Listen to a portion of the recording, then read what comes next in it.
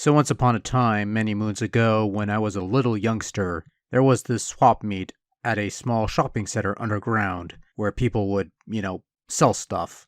One of these kiosks had video games, and so I'd go to this video game kiosk thing, and out of all the games on display, one stood out to me. Its cover depicted a warrior fending off a dragon, and it was probably the coolest thing I've ever saw. And I recall the game being fairly cheap too, about $20. And it had instructions and everything. So once I got home, I popped the game into my Nintendo Entertainer Systemer, turned on the power, and boom! Welcome to the world of Dragon Warrior, and my first true exposure to the role-playing game in video game form. An adaptation of the family computer title Dragon Quest, with a name change necessary due to rights issues at the time that would last until about, I want to say, the 8th major entry in the series. I'm not sure, but at the time, who cared? Dragon Warrior placed you in the role of a young hero who was a descendant of the legendary hero Erdrick, who is charged with this quest to slay the Dragon Lord and reclaim the Ball of Light that will bring peace back to the land. And also, while you're at it, possibly save the princess who was kidnapped a long time ago, but you don't really have to do that if you don't want to, especially nowadays. So you begin a new adventure log, which is where you record your progress via battery backup. You give your hero a name, and then you indulge in the wonderfully written dialogue that's depicted in medieval English or some equivalent to it, which is absolutely delightful. And then off you go. Head off into the world, fight off monsters one-on-one to earn experience points to build your strength, as well as gold coins to fund your worldly travels, be it with new weapons, armor, or items such as medical herbs, or disposable keys to unlock doors, or torches to light the way in caverns. As you travel the world, you talk to the people, you gather clues as to where to go and what to do, and then every once in a while you return to the castle and record your progress in the Imperial Scrolls so that you may resume your quest at a later time.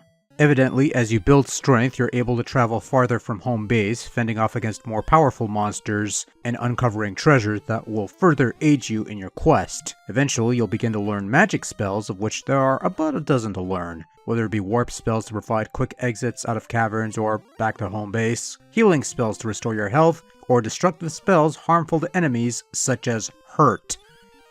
Why yes, you can cast a spell of Hurt, and you can eventually cast Hurt More. Not Fireball or anything mundane like that. Here in Dragon Warrior you cast Hurt More, which sounds much more threatening than Firebane or whatever the spell became in later entries.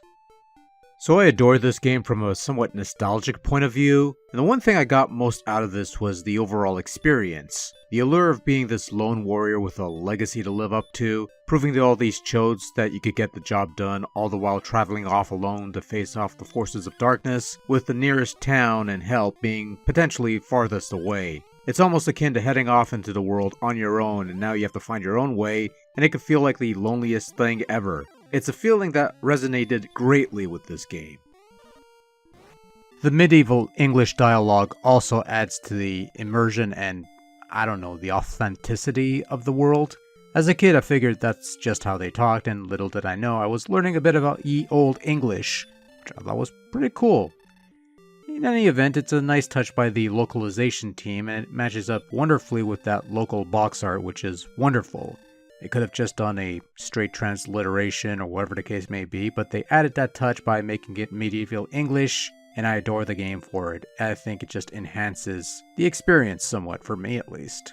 Graphics were nothing to write home about, some smallish characters moving on a grid-based format, and the building blocks are basic in design. And yet despite the tile-based rudimentary graphics with simplistic sprite animation, Dragon Warrior sucked me into this world of evil slimes and fierce dragon guardians much more easily and much more effectively than these modern cinematic-focused titles that would try to immerse you into their realistic-looking worlds, and then they ruin the moment by giving you shitty QuickTime events and button prompts. Yeah, thanks.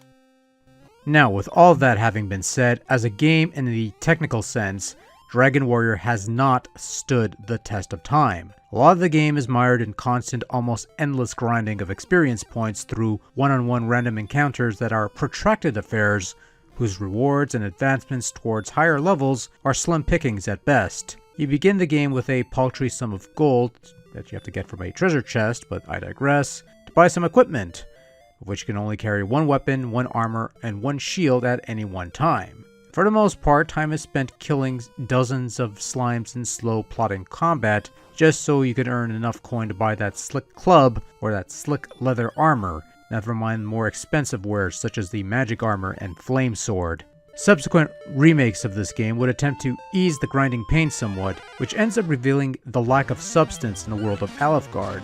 Beyond the game's two major goals and the hunt for the necessary items to achieve these goals, Dragon Warrior lacks in the substance that would be attained through side quests, team-based battles, and other knickknacks that would come along much later on. Suffice it to say that any modern gamer wanting to get into the old-school Japanese-style console role-playing game stuff should probably not make this game their first experience. And really, that's probably the only thing that Dragon Warrior has to offer. The experience and the allure of being this hero of legend on a grand quest of swords and sorcery to save the kingdom from the forces of evil, and probably save the girl while you're at it, but again, that's entirely optional. And it was the experience that made this game memorable. Probably doesn't mean much to anyone else because nowadays it's all about speedruns, frame rates, completion rates, rectal cavity rates, tax rates, loot crate, DX plus alpha, gamble, box rates, etc. But as a kid was hard into the fantasy stuff back in the day. I played a warrior who whacked slimes with a club, battled axe knights in a desolate town for a piece of armor that regenerated hit points with every step, slayed the dragon, saved the princess, and went off to greater challenges, and it was mesmerizing. Yes, Dragon Warrior's bare bones in terms of substance, but it was actually the easiest thing to get into. You pushed the A button to bring up a menu, you picked an item on the menu, whether it was talking to people, viewing your stats, using the stairs, using the doors, searching the ground, take a box. It could have used a little streamlining, and they get around that in later games and remakes, but as a younger fellow, it was perfectly fine and it sucked me in. It was very easy to get into. I didn't even need to go into the instruction manual to figure out what I was doing. Now, your mileage may vary in this regard, but if you know the basic English or whatever language you're playing this in, it's pretty easy to figure out the functionality.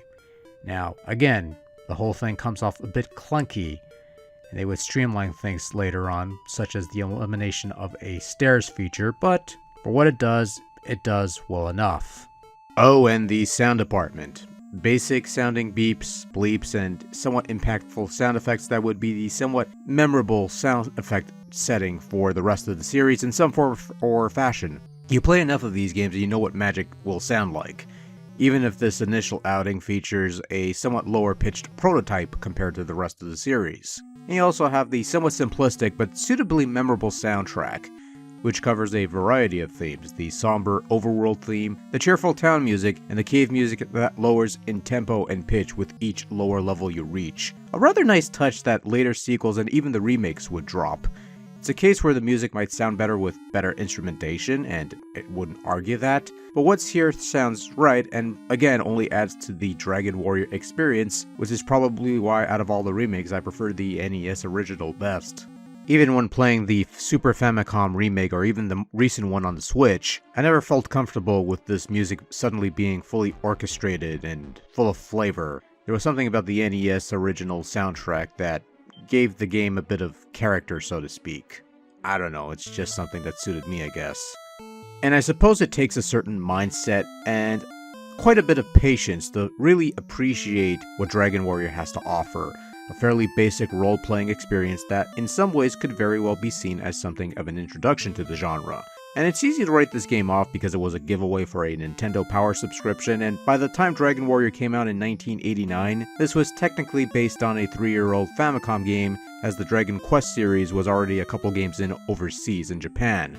Dragon Quest in 1986 was even more rudimentary than what you had here. The graphics were even more basic, the characters faced one direction, the dialogue was more conventional by modern standards circa 1986, and you had a password system instead of a save system via battery backup.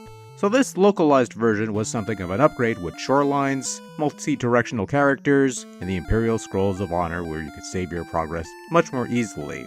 And while the game might have had some censorship issues, it never really killed my enjoyment of the game. Fact is, I never noticed anything missing until the internet became a thing, and even then I still prefer this iteration. Because I'm sorry fanboys, actually no I'm not. I'll take medieval English atmosphere, battery backup, and awesome fantasy covers over long ass passwords, Akira Toriyama's artwork, and fucking Puff Puff. You know what my reaction was to Puff Puff when I played the Game Boy Color version of Dragon Warrior and experienced that for the first time?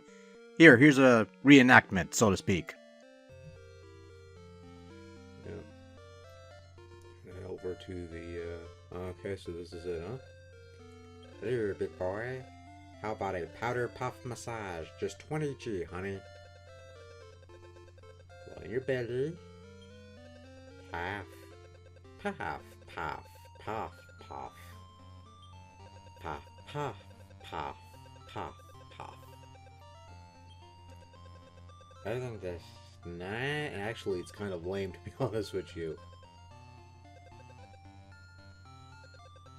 Clearly, more advanced technology is required for something like this. That's it, huh? This is what we missed out on the first time, by the way. What a fucking ripoff. Jesus Christ.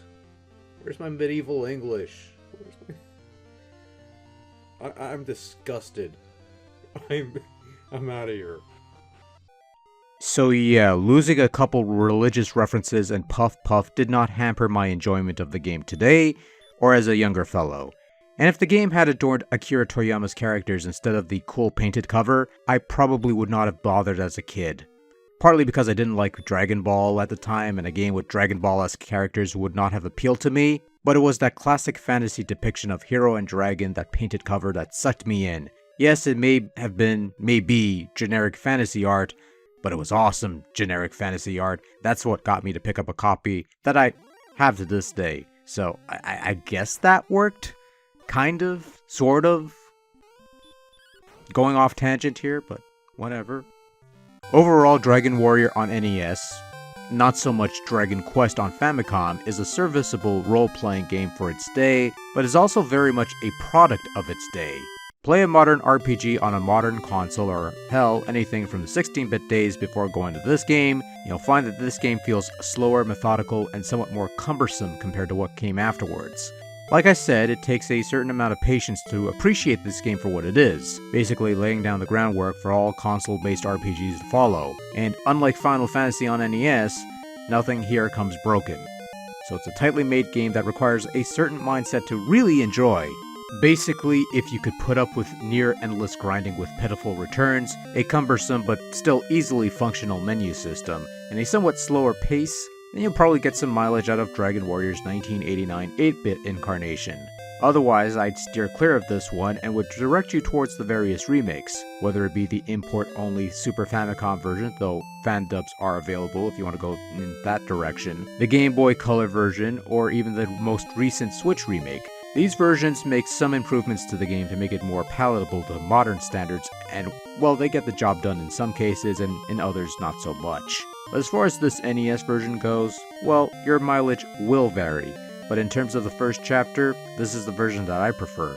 Not the prettiest, not the fastest, but the experience and the atmosphere it brings still sucks me in, flaws and all.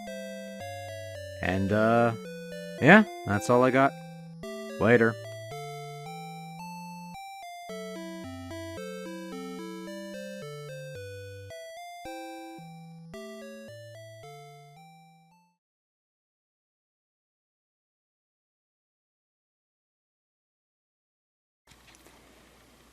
I wonder how many stupid people are gonna complain about this not going in the right way when...